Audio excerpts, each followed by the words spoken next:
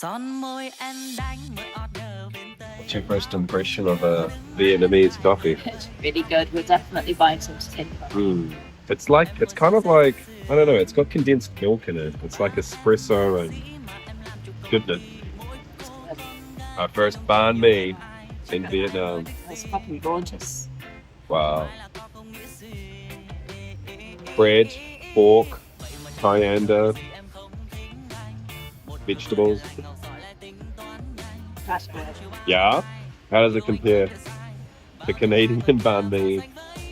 It's the bread that's different. The bread is just crunchy and soft. Banh mi time. Một đôi như dành cho nhau ấy, chẳng hiểu kiểu gì luôn sao giống như phim vậy. Thường ngày kể về em, ba mẹ anh hết lời. Giờ mà về làm dâu chắc là thương suốt đời. Vì nụ cười của em, anh mộng mơ sớm tối.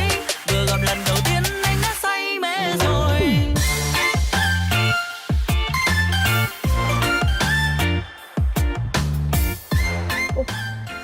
Now that we've been outside, we can enjoy a nice glass of complimentary sparkling wine.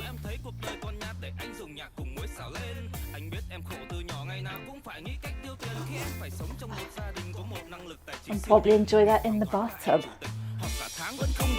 Mẹ làm chủ một chuỗi nhà hàng 10 chi nhánh ở tận bên Sinh. Thời gian bên em thì ít vì có những hôm phải bận quên mình. Em đi siêu xe em ở biệt thự cứ sao em vẫn lận đận duyên tình. Huy bạn anh thì on David, anh nhìn em thì yêu ra phết. Ba mẹ anh thì lo ra Tết, sợi dây tơ hồng của đôi ta kết. Không còn phải một mình mỗi ngày 20.000 lẻ 500. Hai mình ăn mẹt bún đậu ngập mặn luôn để cuộc tình mình sẽ trăm năm. Nhà giàu lại còn xinh em là cô gái vàng. Mọi người gặp đều khen anh đẹp trai ngân làng. Mình vừa một đôi như dành cho nhau ấy.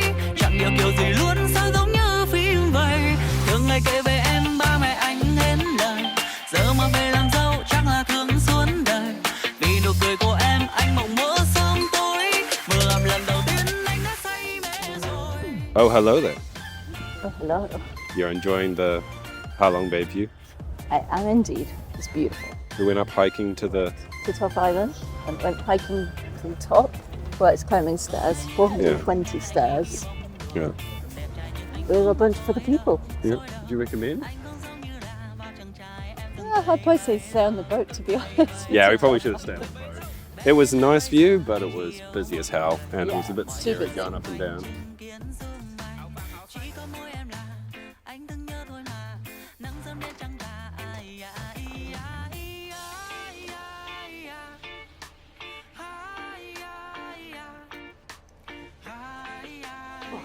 Ready?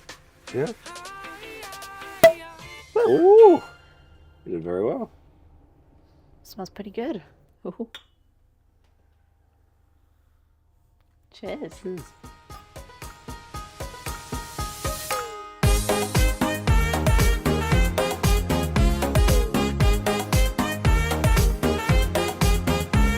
Ngày xưa xưa ơi là xưa ở một nơi đồng quê bát ngát.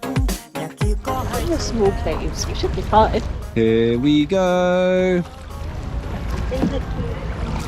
Yeah, you're wondering, how am I pedaling while filming at the same time? And the answer is, I'm not. It's all Sam.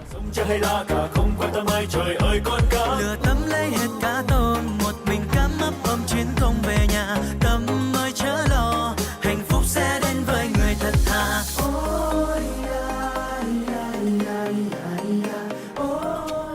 There we go, we got the cave in, sort of.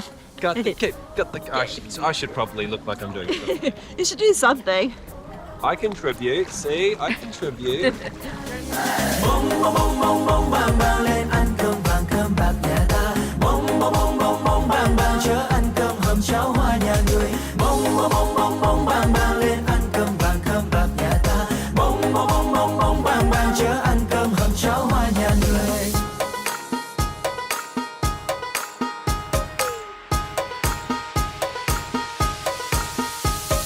Bông bông bông bông bang bang lên ăn cơm vàng cơm bạc nhà ta. Bông bông bông bông bang bang chớ ăn cơm hầm cháo hoa nhà người. Bông bông bông bông bang bang lên ăn cơm vàng cơm bạc nhà ta. Bông bông bông bang bang chớ ăn cơm hầm cháo hoa nhà người.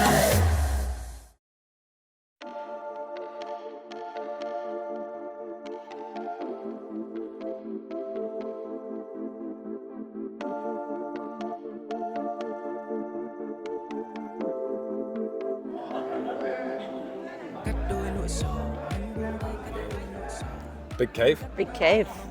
Big cave, lots of tourists. Big cave, lots of tourists.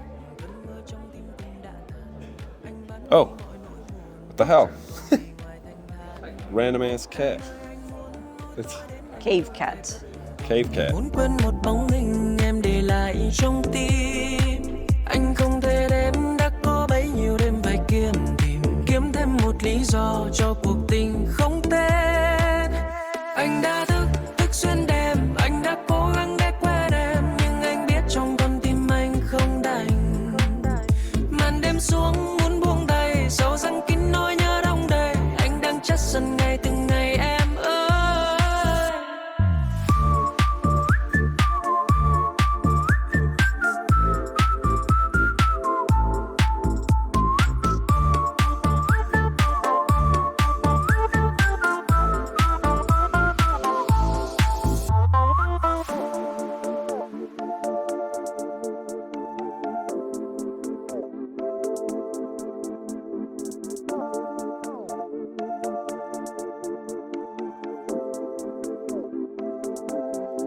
Nhớ em rất nhiều, em ơi anh nhớ em rất nhiều. Anh nhớ hơn cả nhớ nhà, nhưng em đâu nhớ gì đến ta.